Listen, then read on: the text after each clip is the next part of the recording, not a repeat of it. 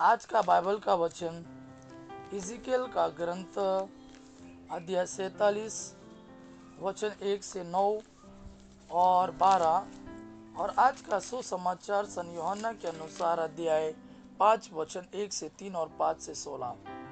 इज़िकेल का ग्रंथ अध्याय 47 वचन 1 से 9 और 12। वह मुझे मंदिर के द्वार पर वापस ले आया। वहां मैंने देखा कि मंदिर की देहली के नीचे से पूर्व की ओर जल निकलकर बह रहा है, क्योंकि मंदिर का मुख पूर्व की ओर था। जल वेदी के दक्षिण में मंदिर के दक्षिण पार्श्व के नीचे से बह रहा था।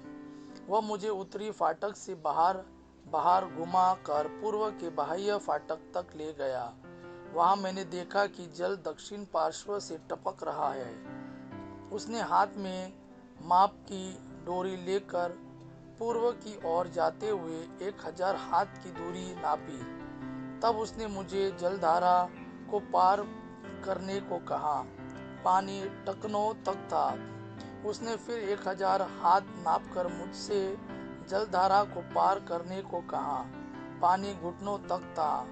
उसने फिर 1000 नाप कर मुझसे जलधारा को पार करने को कहा। पानी कमर तक था। उसने फिर 1000 हाथ की दूरी नापी। अब मैं उस जलधारा को पार नहीं कर सकता था। पानी इतना बढ़ गया था कि तैरकर ही पार करना संभव था। वह जलधारा ऐसी थी कि उसे कोई पार नहीं कर सकता था। उसने मुझसे कहा, मानव पुत्र, क्या तुमने इसे देखा? तब वह मुझे ले गया और बाद में उसने मुझे फिर जलधारा के किनारे पर पहुंचा दिया। वहां लौटने पर मुझे जलधारा के दोनों तटों पर बहुत से पेड़ दिखाई पड़े। उसने मुझसे कहा, यह जल पूर्व की ओर बहकर अराबा घाटी तक पहुंचता और समुद्र में गिरता है। यह उस समुद्र के खारे पानी को मीठा बना देता है। यह नदी जहाँ कहीं गुजरती है, वहाँ पृथ्वी पर विचरने वाले प्राणियों को जीवन प्रदान करती है। वहाँ बहुत सी मछलियाँ पाई जाएगी, क्योंकि वह धारा समुद्र का पानी मीठा कर देती है और जहाँ कहीं भी पहुँचती है वहाँ जीवन प्रदान करती है। नदी के दोनों तटों पर हर प्रकार के फलदार पेड़ उगेंगे। उनके पत्ते नहीं मुरझाएंगे और उन पर कभी फलों की कमी नहीं होगी। वे हर महीने नए फल उत्पन्न करेंगे, क्योंकि उनका जल मंदिर से आता है। उनके फल भोजन और उनके पत्ते दवा के काम आएंगे। आज का सुसमाचार सन यूहन्ना के अनुसार अध्याय 5 वचन 1 से 3 और 5 से 16। इसके कुछ समय बाद ईसा यहूदियों के किसी पर्व के अवसर पर यरूशलेम गए। यरूशलेम में भेड़ फाटक के पास एक कुंड है, जो इब्रानी भाषा में बेतसैदा कहलाता है।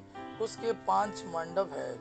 उनमें बहुत से रोगी, अंधे, लंगड़े और अर्धांग रोगी पड़े हुए थे। वे पानी के लहराने की राह देख रहे थे। वहाँ एक मनुष्य था जो 38 वर्षों से बीमार था।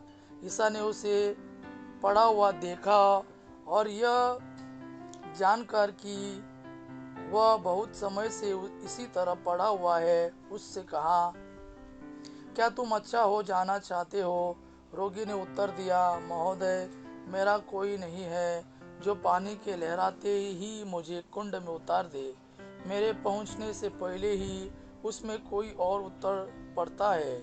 ईसा ने उससे कहा, उठकर खड़े हो जाओ, अपने चारपाई उठाओ और चलो।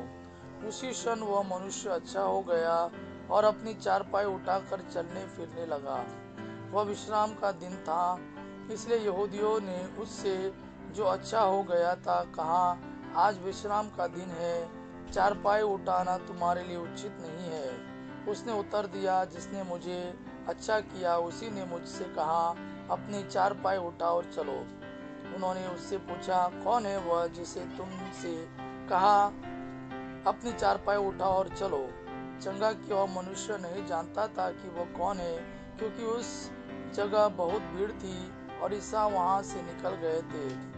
बाद में मंदिर में मिलने पर ईसा ने उससे कहा, देखो, तुम चंगे हो गए हो, फिर पाप नहीं करो, कहीं ऐसा न हो कि तुम पर और भी भारी संकट आ पड़े। उस मनुष्य ने जाकर यहूदियों को बताया कि जिन्होंने मुझे चंगा किया है वह ईसा है। यहूदी ईसा को इसलिए सताते थे कि वे विश्राम के दिन ऐसे काम किया करते थे। यह प्रभु का वाणी है। प्रभु को धन्यवाद। अब्बा पिता की महिमा और पुत्र यीशु का प्रेम आप पर सदा सर्वदा बना रहे। आमीन।